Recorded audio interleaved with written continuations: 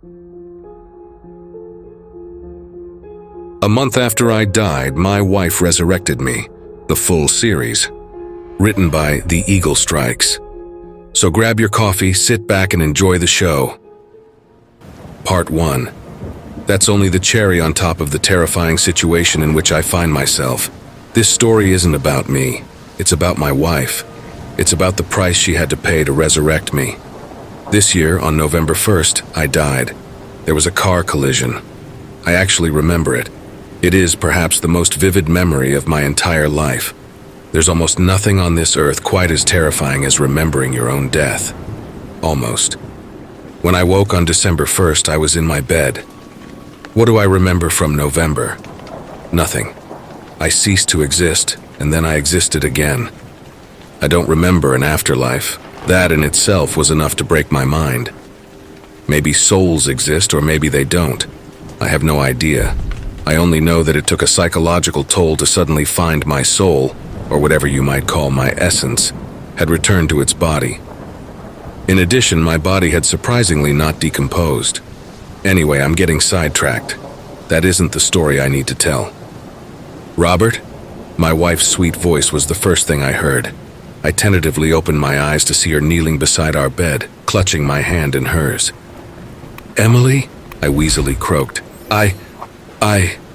Good morning, my love, she sobbed, leaning in to kiss me repeatedly. How? I whispered. That was all I could muster. What else was there to say?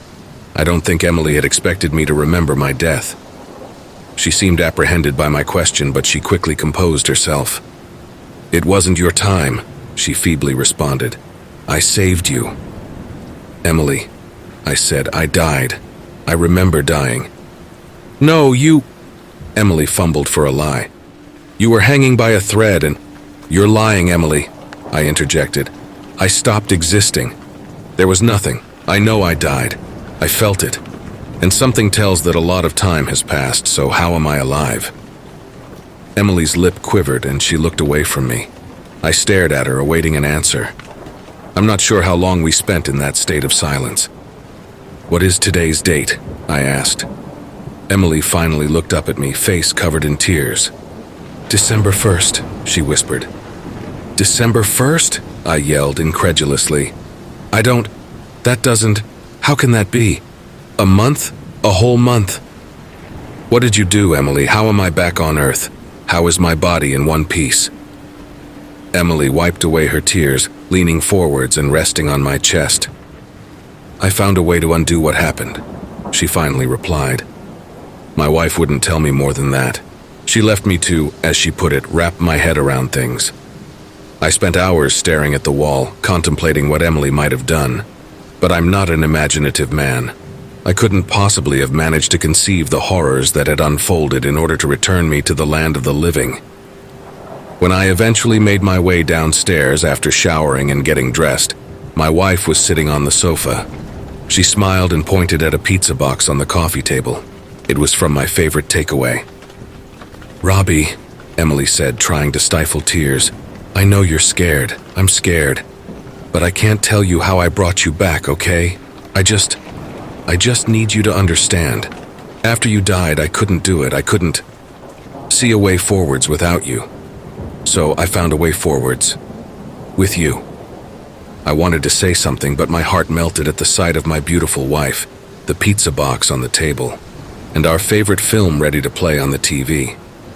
You see, I had come to terms with the concept of death, but I was intoxicated once more by the allure of life and love. Even though I hadn't existed for the past month, I had missed Emily. I had missed life. I decided that maybe I didn't need to know how. I had returned. That first night was perfect. I didn't even notice the small details that would later concern me. The next day, as I was eating breakfast, I came down from the high of the previous night. What about my parents? Your parents? Our friends? I asked. I can't hide in here forever. How will we explain this to them? I haven't figured that out yet, Emily sheepishly admitted. And that was when I first noticed it. I noticed the slight paleness of my wife's face. Are you unwell? I asked. You should eat something. I'm fine, Emily assured me. I haven't seen you eat anything since yesterday, I said. What's wrong with you? I'm fine, Robbie, Emily reiterated. I'm used to not eating. Grief will do that to you. I wasn't entirely convinced, but it seemed like a reasonable explanation. I felt guilty. She'd spent a month carrying the burden of losing me. I had the luxury of simply ceasing to exist. That night, however, I woke at 2 a.m. to the sound of a car starting. I looked out of the window and saw Emily drive away. She returned an hour later and silently crept back into bed. I pretended to be asleep. It seemed a better idea to discuss things when we'd woken up. Where did you go? I asked. Yet again, Emily was not eating breakfast and she looked even paler than the night before. We needed milk, my wife replied. At 2 a.m., I scoffed. From the petrol station, she explained. It's a 24-hour shop. The milk could have waited, I replied. Emily was lying. There was absolutely no doubt about that. What was she hiding? Suspecting that my wife might repeat her early morning trip, I had the idea to plant my iPad on her back seat and track it from my phone. I was correct. A little after midnight, when Emily started her car, I tiptoed downstairs, waited for her to pull away, and slipped onto the driveway. I started up my car and tracked her at a safe distance. She did not travel far. In fact, when she drove into the center of the city, I thought for a painful second that she might have been telling the truth. I felt like a terrible husband for doubting her, but she did not park at the petrol station. My app showed that she had parked near a nightclub. My wife hates nightclubs. She hates staying up past 9 p.m. Even if we were to ignore the fact that I died and came back to life, this still would have been a suspicious situation. That being said, my mind never for a moment leapt to the concept of an affair. I felt she had proven her love by, well, resurrecting me. I parked a few streets away from her and traveled on foot, tracking my iPad's location. I found her Ford Focus in a deserted car park, but I couldn't see her, so I hid in the bushes and waited in the dark.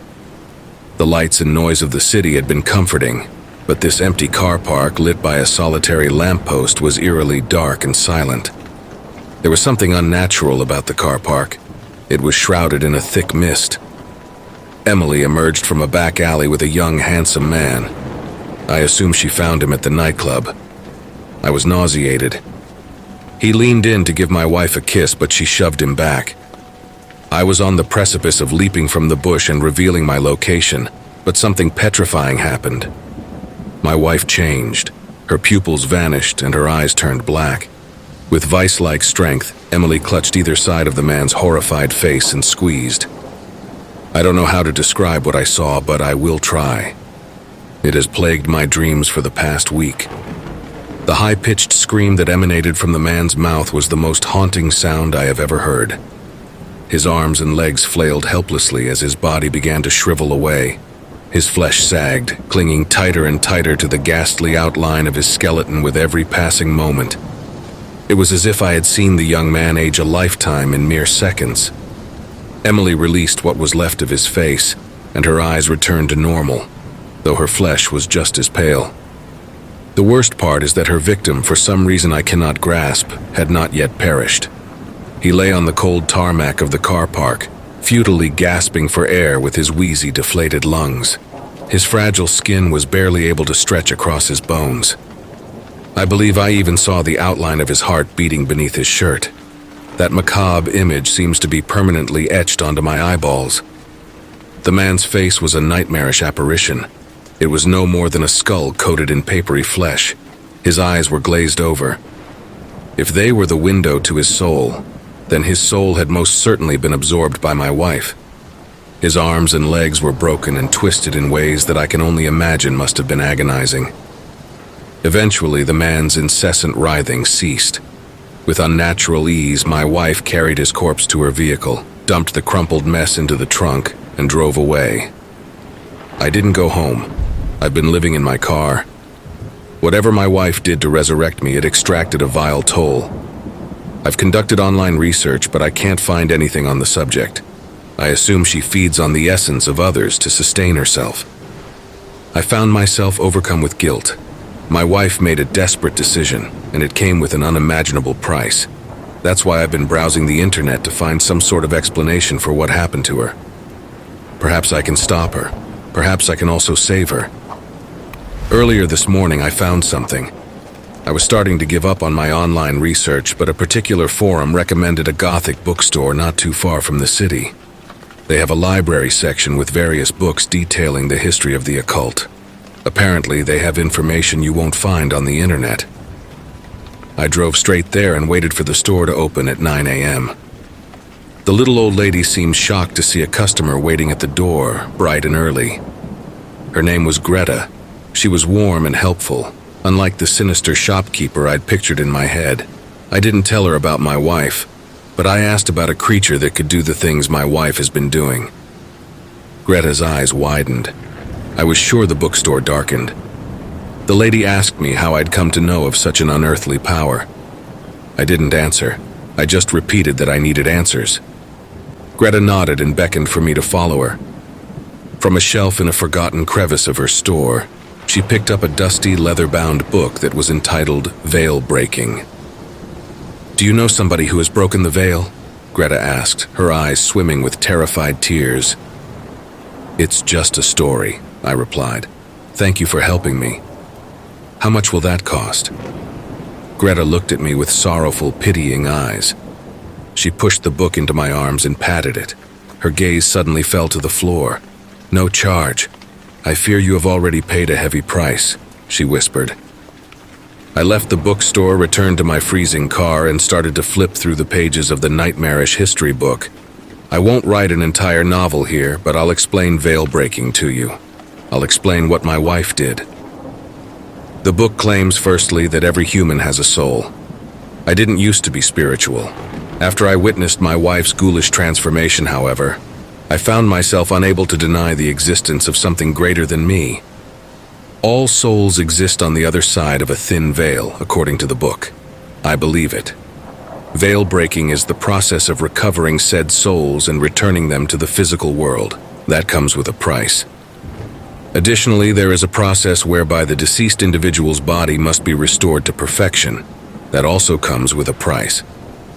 The being that extracts the price is called Date. Many different people have depicted him in many ways. There was one drawing of the entity. It had a bony, contorted, vaguely human figure, much like that of its victims, and it also had horrible black eyes, Emily's eyes. There were also bodies at its feet. Shriveled people were lying in a mangled mess and clinging to their last moments of life, much like the man I saw several nights ago. There was also this passage. It is believed that Date can break the veil and restore any lost soul. In return, the entity demands the body of the invoker as a vessel. The vessel must feed on the life essence of others. If it does not, it perishes. I stopped reading at that point. It was as I'd feared. My wife had forged a deal with some unholy thing, torturing herself just to bring me back. Foolishly, before I'd even read more of the book, I raced home. In the early morning light, our snow-covered house glistened. Everything was so still, so calm. I noticed Emily's car on the driveway. I gentled pulled alongside it. As I stepped out of the vehicle, my feet crunched in snow. It was the only sound on our silent road. When I reached the front door, I fumbled for my keys before noticing that it was unlocked and slightly ajar. I timidly pushed it open. "Emily," I called out. Our house was shrouded in darkness. I realized every curtain had been drawn. I expected to not see or hear a thing, but there was a creak on an upstairs floorboard. Summoning my last ounce of courage, I braved the stairs. Each step groaned beneath my feet as I ascended towards the lightless void of our upstairs landing. There was the sudden sound of a door slamming, our bedroom door. I breathed deeply, tiptoeing towards the bedroom. I coiled my trembling fingers around the door handle and paused. "Emily," I hoarsely projected. "I'm going to open the door, okay? I love you. I'm sorry for not coming home. I just had to wrap my head around some things." Nothing. Not a peep. I opened the door. Inside, I saw something so horrifying that I immediately closed the door again. The scene within our bedroom was a real-life interpretation of the drawing from my veil-breaking book. My wife, now possessing a fully white complexion, was standing on our bed, surrounded by a pile of 24 bony, depleted corpses. No, that's not quite right. Not all of them were corpses. Some of them were still writhing on the bed and the floor. One young woman looked at me with the same pupil-less, glazed-over eyes as the first victim I'd seen in the car park. She raised one skeletal arm towards me. It was snapped backwards at the elbow and her hand hung limply at the wrist. Her flesh was so thin that it had torn around her hand. I saw all of that horror in the space of a second. When I slammed the door shut, Emily unleashed an inhuman wail. "Robert," I heard her wheeze. I held the door closed, too frightened to remove my hand from the handle. I heard the bed springs release, crunching footsteps across bones, then an ominous thud on the door. "You're home," she whispered. "Emily," I cried, "I love you so much, but I need to figure out how to stop this horror." I released the door handle, sprinted down the stairs, darted out of the front door, and retreated to my car. I've been sitting here for the past hour, staring at the open front door to my blackened house. I'm flicking through the veil-breaking book. I hope to find some answers. Part 2. So many of you have tried to help me. For that, I am truly thankful. This, I'm afraid, will be my final post. After an entire day of reading, I finished the veil-breaking book. I was fairly certain I'd found a solution, but I needed Greta's help to interpret it. After all, she'd made it quite apparent that she knew something about this occult practice. I drove back to her shop because I didn't know where else to turn. My friends and family didn't know I'd returned to life after all, but I was afraid that one of our loved ones might check on Emily at some point. What if my wife were to hurt them? I had to believe that she wouldn't. I had to believe that some of her soul remained. I had to believe, most importantly, that she could be saved from Date. "I was wondering when you'd return," Greta sighed as I strolled through the door of her dingy little shop. The place was empty. I had the impression that she did not receive much custom. Nevertheless, the elderly woman felt it necessary to lock the door, display the closed sign, and usher me into the back of the store. She had cozy living quarters tucked away. That hardly surprised me. It seemed a fitting stereotype. In terms of her personality, however, Greta was no stereotype. I would have pegged the sweet lady as a horticulturalist, not a guru of the dark arts. She was neither cold nor menacing. As I said, the old woman had a warmth to her. She was brimming to the surface with compassion, and it was compassion that I did not feel I deserved. "I abandoned her," I cried. "Tell me what happened," Greta replied, consoling me. As we sat in her lounge, warmed and illuminated by the log fire, I explained everything. The old lady sat and listened. She did not utter a word. When I finished recounting my blood-curdling tale, Greta simply offered a meek nod of her head. "When you first came to my store and spoke of what you'd seen, I knew it must be someone you love," she said. "I knew it could not be you. You're in the land of living. Your wife is not." "But I shouldn't be in the land of the living, should I?" I asked, lip quivering as I attempted to retain my composure. Greta shook her head. "No. I read something in the book that I think could bring Emily back," I said. "Something about returning my soul to the void beyond the veil." Greta nodded. "But dying isn't enough, is it?" I asked. "I have to give my soul directly to Date." Greta shuddered, and I felt just as I had felt when I first borrowed her book, a darkness shroud the room. "Please," Greta pleaded, "do not speak its name." "Sorry," I replied. "But am I right?" Greta solemnly nodded. "I am sorry, child. Yes, it is the only way to restore things. I fear that it might be too late for your wife, though." "What do you mean?" I weakly whispered. "It depends on how many souls she has consumed," Greta explained. "You said Emily spoke your name when you went to the house this morning?" I nodded. "Perhaps," Greta trailed off thoughtfully. "There might be hope for her." "What do I need to do?" I asked. Greta did not answer. She rose to her feet and strolled over to an old black and white framed photograph on the mantel above her fireplace. She stretched out a withered ancient hand and gingerly stroked the picture of a large, happy family. "That little girl is me," Greta said, tapping the frame. "My family has a long history with the occult. My parents and I were simply intrigued by the history of the supernatural, but some of my ancestors used to practice horrendous things. My grandfather told us a story of his great-great-aunt, Jane. That was when I first learned of veil breaking. The story, passed from generation to generation, is that Jane had invoked Deet to save her brother. She slaughtered an entire town of people to satiate the malevolent entity, and Deet fully claimed her body. Was there anything that could defeat the entity?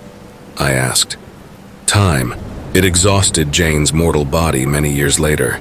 She died, but Deet caused untold suffering during that time, and she is only one of many who have fallen for Deet's lie. However, your wife's story does not need to end that way. There is a way to put things right before Deet seizes control of her body. We can stop the senseless killing. We can return your soul to the void and whatever lies beyond. Why wouldn't it work for me to simply kill myself? I asked. I would have to show you other books in order for you to fully understand the way in which our souls are attached to different planes of existence, Greta explained.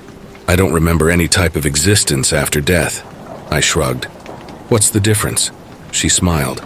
You don't remember it because you weren't in a place that could be remembered. Her tone suddenly darkened, as did the room. Trust me when I say that we must return you to the void. If you were to die through natural means, your soul would cease to be. Existential dread flooded my mind. Given my preoccupation with saving my wife, I hadn't stopped to think about what might happen to my soul. Yet again, I found myself trying to wrap my head around the horrifying concept of simply not existing. I was incapable of comprehending it. It is imperative that we do this properly, Greta instructed, grabbing her coat from a hook. I beg your pardon? I asked. We're going to your house, the sweet lady explained. We will confront Emily and beg her to claim your soul. It is the only way to return you to the void and ensure your soul survives. It is the only way to release her from Deet. I didn't argue with the woman. I knew I had to save my wife, and that brings us to the present moment. I am hurriedly typing whilst Greta drives. I want this post to serve as a parting letter, I suppose. I hope we save Emily. I hope if she does survive that Greta shows her these final words. Emily, you are the most wonderful person I have ever known. When we were together, it was as if we were the only two people in the entire world. Blur. What a cliché, eh? But it's true, and I know that's why you went to terrible lengths to bring me back. I love you with every fiber of my being. My heart breaks at the thought of leaving you, but you're not Emily right now. I have to bring you back, like you brought me back. My time is up. I shouldn't be here, and I think deep down you know that. I love you, and I will be waiting for you. Always yours, even after death parts us. Robert. My name is Greta Black, and I'm submitting this post at Robert's request. He said that many of you cared about what was happening to his wife. He couldn't leave you without answers. I promised him that I would tell everyone what happened. Well, I suppose you can already surmise what happened, given that I am the one finishing his story. When we arrived at the house, I took the young man's phone and slipped it into my coat pocket. Robert had a calm, steely disposition. He looked nothing like the frightened little lamb that had first walked into my store. I could see it in his eyes. He was determined to save Emily. That was the only thing which meant anything. He had come to peace with the prospect of death. "Emily!" he shouted, bursting through the still open front door of his house. It was horrifying in there. The sun had already set, so we were stumbling around in complete darkness. I fumbled for a light switch, but Robert had already begun to ascend the stairs. "Emily!" he continued to shout. "Wait!" I pleaded, struggling to keep up with the young lad. I'm not sure why I risked my life by taking him to the house. Perhaps I still felt guilt for what my ancestor Jane had done to the poor people of that town nearly 200 years ago. Perhaps I felt that I had to right her wrong. Perhaps I simply wanted to save Emily because nobody managed to save Jane. By the time I made it to the pitch-black landing, Robert had already reached the bedroom. Light from the room spilled across the blackened carpet of the landing. He had his back to me and he was blocking the doorway. "Emily!" he cried as I hurriedly shuffled towards the room. "You have to take my soul." "No!" his wife screeched. When she spoke, it sounded as if two voices were warring for her vocal cords. I realized that time was not on our side. "Please, darling," Robert implored. This isn't any kind of life. How can you be with me if your own soul dies? Emily screamed so loudly that the windows in the bedroom shattered. I tried to squeeze past Robert, but he held out an arm to block me. I saw the devastation that Emily had caused, a room of corpses, a graveyard of bones, a mountain of death. Atop the pile, which covered the bed and most of the floor, stood Emily. Her skin had started to tighten around her skeleton, much like her victims. I think I could even see the faint beating of her heart beneath her shirt, much as Robert had described when he talked of the poor man in the car park. "Take my soul so we can both be together," Robert explained. "It might be many years from now after you've lived a long life, but this doesn't have to be the end for us. If you refuse to take my soul, we both cease to exist. Date isn't a gift giver, it's a taker. Please make things right." Robert started to walk towards his wife. She froze in place, snarling at him. He clambered onto the bed. "Just take my face in your hands, sweetie," Robert begged, inching towards the monster that used to be the love of his life. "Go," she wheezed, backing away from him. "I could go, but you would never be with me again," he said, calmly reaching for her hands. "This is the only way to save both of us." I thought it was too late. I truly thought that. Somehow, in a wondrous and haunting twist of fate, I was wrong. I witnessed what I would describe as the most beautiful and terrifying display of humanity, simultaneously. Wailing into the night, Emily grabbed Robert's face with her two gnarly, near-fleshless hands. I could not see Robert's reaction as his back was turned to me, but I could hear his jubilant sobs of triumph. "I love you," he whispered. The brave man unleashed a strained, torturous yelp as his wife drained his body of its essence, returning him to the void. His body crumpled like a piece of paper. His limbs painfully snapped and twisted into haunting shapes. But his pain was, fortunately, over in a matter of seconds. His limp, lifeless body collapsed onto the bed. I stared at Emily. She was not looking at me. She was looking at the carcass of her husband, who lay atop a pile of massacred people. As I peeled my lips apart to utter some words of consolation, Robert's wife unleashed an ear-shattering wail. I thought it was the sound of grief, but then I felt the room's temperature drop far below freezing. A mist filled the room, shrouding the pained woman. "Emily!" I yelled, my vision struggling to permeate the thick cloud which engulfed me. After a few ceaseless seconds, it cleared to reveal Emily. And I don't mean Date, I mean Emily. The color had returned to her face, her eyes were a brilliant shade of blue, and her flesh had returned to life. She was distraught. I helped her down from the bed and led her from the room. Perhaps what I did next was morally questionable, but I did not want the poor, fractured woman to spend the rest of her life rotting in a prison cell for something that a demonic entity had done. I used my knowledge of certain occult practices, shall we say, to remove the evidence of what she'd done. I don't know whether it was right or wrong to do that. I can't bring back the people that have been killed, but I hope I have released the souls of Emily's victims safely into the void. I don't know what kind of afterlife waits beyond the veil, but they're free from Date now. Everybody can rest. I, at long last, feel my family has been redeemed.